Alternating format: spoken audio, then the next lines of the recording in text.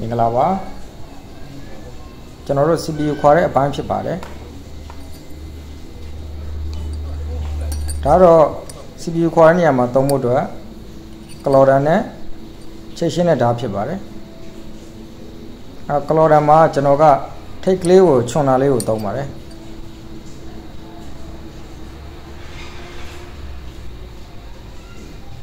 ကျွန်တော်တို့ပထမဆုံးချိတ်တွေကိုအရင်ရှင်းရမှာဖြစ်ပါတယ်ဒါကိုချိတ်ကြောဖြတ်တယ်လို့လည်းကျွန်တော်တို့ခေါ်ပါတယ်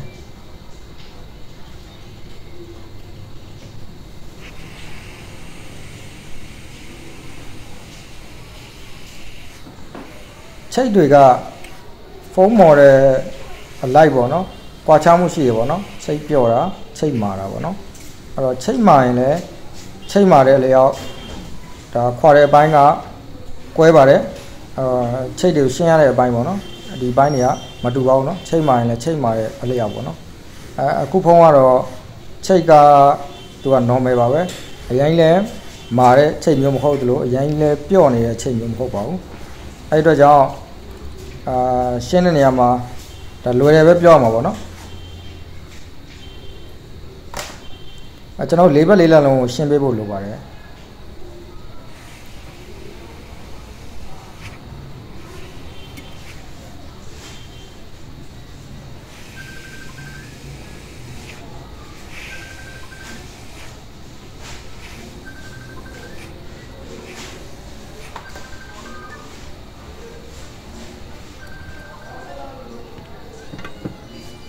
ချိတ်ရှင်းပြီးတဲ့အခါမှာကျွန်တော်တို့ IC ခေါ်တဲ့အပိုင်းလေးကိုသွားမှာဖြစ်ပါတယ်အဲ့တော့ကျွန်တော်သုံးတဲ့ကလော်ဒါမှာ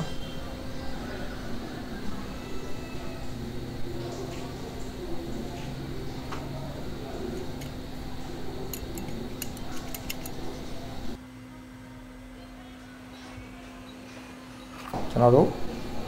စပြီးတော့ခွာမယ်ပေါ့နော်ဂန်သုံးပြတဲ့နေရာမှာကျွန်တော်တို့လေကိုထိရောက်တဲ့နေရာကိုရောက်စေဖို့အတွက်ကျွန်တော်တို့ဂန်ကိုကျွန်တော်တက်လေးပဲသုံးတာကောင်းပါတယ်နော်မျက်နှာပြင်တိုက်ရိုက်ပေါ့သုံးတာအကောင်းဆုံးပါပဲစကုတ်အောက်မှာစောင်းကြီးသုံးနေရတာကအဆင်မပြေပါဘူးကျွန်တော်တို့ကလော်ဒန်ကိုလိုသလိုကစားပါမယ်ကလော်ဒန်ကစားတဲ့အပိုင်းကလည်းအရင်အရေးကြီးပါတယ်နော်ခွာတဲ့နေရာမှာလေဒါဆို IC ခွာလိုက်တာပြီးပါပြီအဲ့တော့ခွာတဲ့နေရာမှာတိကျသေးကြမှုအချိန်မကြာမှုမြန်မြန်ဆန်ဆန်ဖြစ်မှုပေါ့နော်တိကျသေးကြတယ်ဆိုတာကတော့ကလော်ဒါတွေကိုပြောတာပေါ့ဒါကလော်သိမ့်ပြီလားကလော်မသိမ့်ဘူးလားဒါတွေအရေးကြီးပါတယ်နော်အားလုံးပဲကျေးဇူးပါ